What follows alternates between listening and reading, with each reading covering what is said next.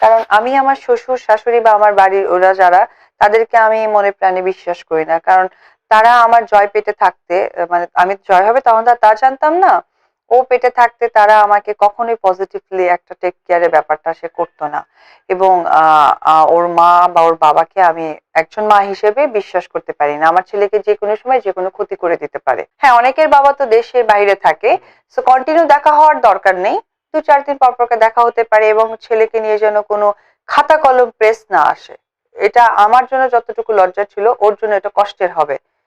তো এই চিন্তা করে আমি সবকিছু একটু ম্যাক্সিমামই আমার মতো করে পজিটিভলি নিতাম।